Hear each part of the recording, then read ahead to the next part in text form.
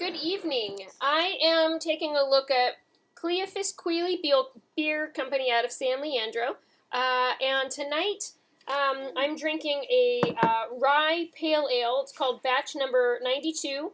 It's 5.2% alcohol by volume. And this particular, and this is cool, I want to highlight this. This particular growler was filled on 7/3/16, so today's the 18th.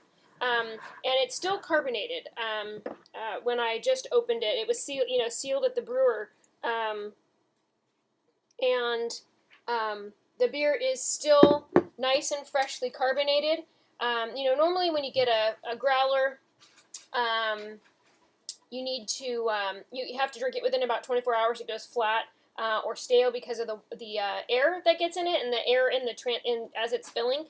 But the Hopsy company, where I got this, the local distribution company called Hopsy in Albany, has a CO2 backfill, so it pushes all the air out and then fills the beer and has CO2 on top of it, and then leaves CO2 on the top as it closes. And so there's no oxygen in this beer, and it's sealed and has this thing, safety seal on it. So the beer lasts a long time. And I was thinking, oh gosh, I didn't get to all these growlers I had bought. And I was worried my beer was going to go flat, but clearly that's not even happening. So shout out to Hopsy for that. Anyway, so Cleophus Quealy,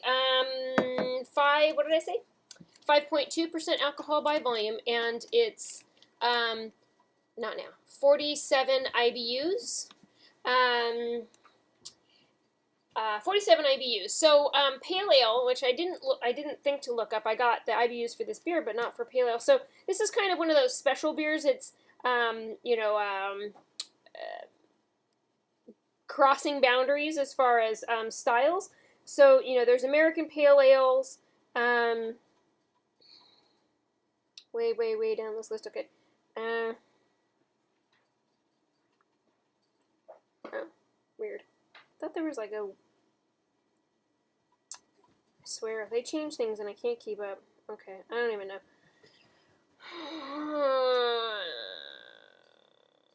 Okay. Sorry, I thought I was ready to go. So there's a rye PA category, which is not what we're doing. Okay. So pale American ale includes pale ale, but these rye ale doesn't seem to be a category in and of itself. And I thought before that there was a category, it was like pale American wheat and rye ales maybe. But I guess not. So anyway, the IBUs for the American Pale Ale is 30 to 50 with 4.5 to 6.2% alcohol by volume. So this beer falls squarely into the Pale Ale category, but with this rye grain, it's, really a specialty beer. And I swear there used to be a rye ale, wheat and rye ale, but fine, whatever. I hate it when they change things because and my brain is stuck with the old thing. But anyway, so we're just going to evaluate this, kind of based on its merit, but thinking of it as a pale ale, which is usually pretty hop forward. Aroma. Woo, wow. This is kind of danky.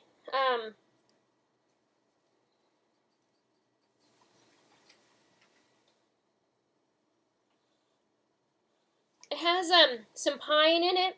Maybe a little bit of citrus, but it's definitely a danky hops going on here.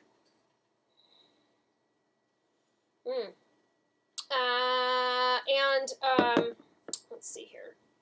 Appearance-wise, it's hazy, but this beautiful golden, almost amber color, deep gold color. Did pour with a beautiful head. Looks like we're going to keep it. Looks like it's going to be a little lacy as I drink it down.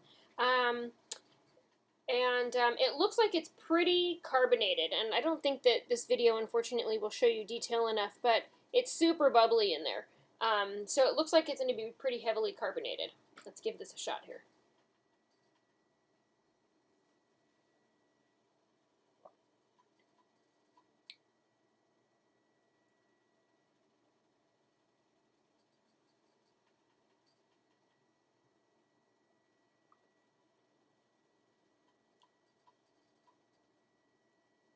Wow, this is a really, really interesting beer.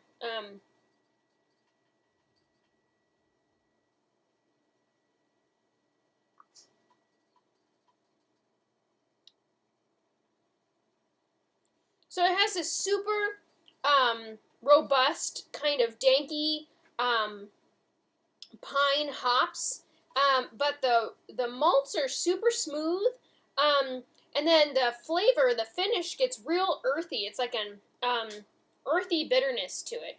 I'm very curious to read up and find out what hops are in this. I'm trying to better identify by flavor what hops are in things because they're so distinct.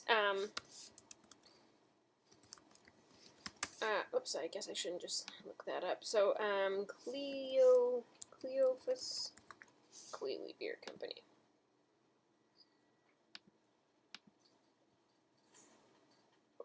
Let's see here. Small batch brewery in San Leandro. So oftentimes they have a name, like a batch number. Like this one does. This is batch 92. And then a type, so it'll tell you what kind of beer it is, but it really doesn't have like names. And I think that they really just kind of brew up something interesting, and that is that. Let's see, on tap. I wonder, batch 92. Simcoe hops. So crisp, rye bread, pine, and earthy, which obviously we've already determined. But so Simcoe, interesting. It says interesting balance between kind of piney and earthy.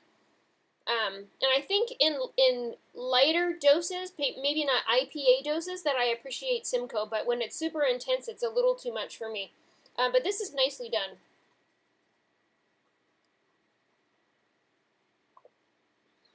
So true, yeah, this is a good beer.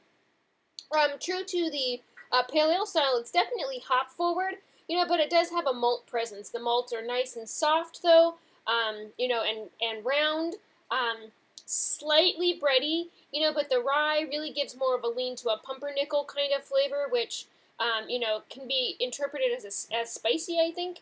But not any one of those things tends to be overwhelming in this beer, and it's just very, very, it's like a really nicely cut jigsaw puzzle. It just all fits together nicely.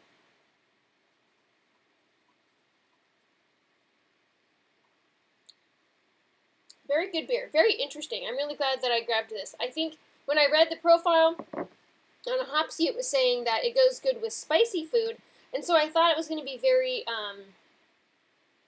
I don't even know what I thought, but it's good. I mean, it suggests Thai, Vietnamese, Mexican, Indian, jerk chicken, which I'm sure it would pair well with all of those things, but, sometimes I feel like spicy and lager go good together as opposed to very hop forward, which I was expecting this to be, and spicy because I feel like they kind of fight with each other a little bit. And so this is mild and robust enough, like malty complex enough that I really think it would offset the spice that you would find in the dishes that they had suggested. So good beer. Cleophus Quealy, again, batch number 92. It's their rye pale ale, 5.2%, and what did I say? 47 IBUs? Yeah, 47 IBUs. And then, again, like I said, shout out to Hopsy for this really great growler fill system, where I can order this beer, and I'm pretty sure it wasn't last week. I think it was the weekend before that. So I've had this, a week and a half, probably. And so, like I said, it was filled on the 17th. I mean, that's fully 15 days ago, and this beer is totally drinkable in this growler. So amazing. That's great. You can get a quad. I always worry about ordering too much beer and it going bad, and then you can order a quad of growlers. They sell, you get a discount. You get your shipping waived.